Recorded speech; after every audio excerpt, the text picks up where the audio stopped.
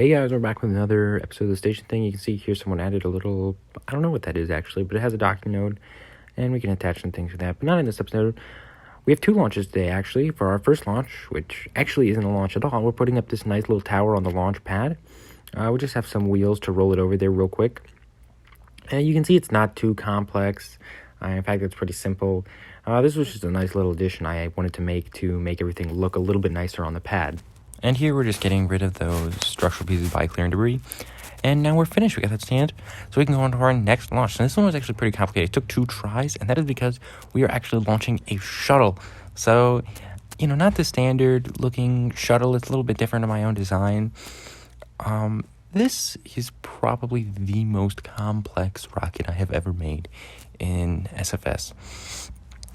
You can see there that flying it is strange. You have to keep the fuel balance very specific in order to maintain the right thing. There's a lot of disengaging and re-engaging certain engines. Like right there, you have to turn off that one and turn on that bottom landing thruster engine. You can see here we turned off that we are still burning here. It's rather slow now that we don't have that main big engine on. And we're just trying to use the last bit of fuel in that tank there before we decouple it. If you notice those wheels clipping through there, that is something very interesting and something that I will be definitely showing off at the end of this video. It's not technically used in this one specifically, but I will be showing what that does, as I'm pretty proud of the mechanism I created there. We're just finishing up our acceleration burn to get our rendezvous here. Just the last few meters per second, pretty standard rendezvous. A little bit about our ascent that I skipped over. It was pretty standard, burning a little bit more horizontal than usual. I had to wait a bit to be able to time warp there. We'll make our rendezvous pretty quickly though, right on the, no other burning to be needed basically. So you can see here, we're just canceling out the rest of our velocity with that engine. We have decent fuel margins left. I was just making sure there. I was a little bit worried about that. We're actually leaving this not docked yet because we have to move this module around to put it in the perfect spot. And we're just taking this one up to the side right over here. And while that's doing, the other, our space plane is moving right into place over here. We switch to it and are able to dock it perfectly onto the side there. But we're not actually finished quite yet.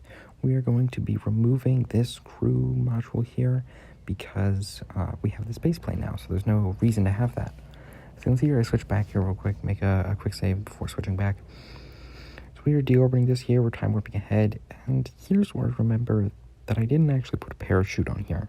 So we're actually going to have to burn all the way down to the ground if we want to be able to land. And to make matters worse, we only have ion engines, which have notoriously low thrust. Now thankfully, we do have enough thrust to counteract gravity and actually cancel out our velocity, although it's incredibly slow. You can see here we're getting pretty close to the ground, and we're kind of running low on fuel. I'm not exactly sure how much we have. I'll try using the RCS a little bit, and that was, I think, our big mistake here, because we end up coming to the ground a little bit fast. I don't use the RCS quite enough. And in fact, we actually run out of fuel midair, I think, is the problem here. But yes, we're just coming in for our final descent pretty slow here. I actually turn off the engines and just let us fall down a little bit. And we don't end up actually making this landing, as you'll see here in just a second. But for this next part, this is the part that I'm really interested. So this technically doesn't really happen. It's not the quick save that I sent to the next people to launch a rocket.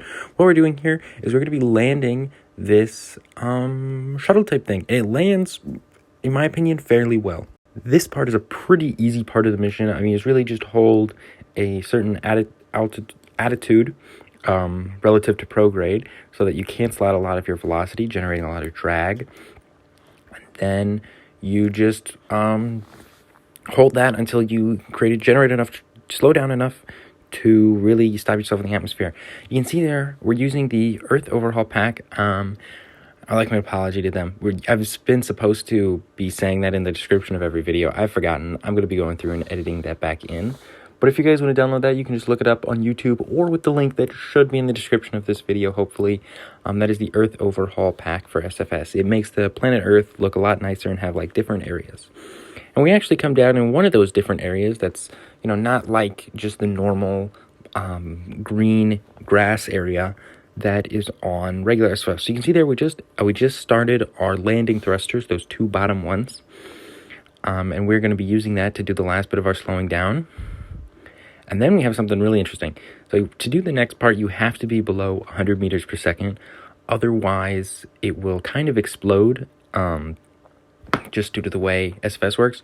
I actually have deployable wheels. They use landing gear to push them out and a custom hinge that I made to have that all fold out. You can see we're coming in for landing a little bit hot. We break one piece of that hinge box there, but it still rolls, it still works, everything's fine. But we end up crashing. And on that note, I'd like to thank you guys for watching. I'd like to make sure you subscribe, and I will see you all next time. Bye.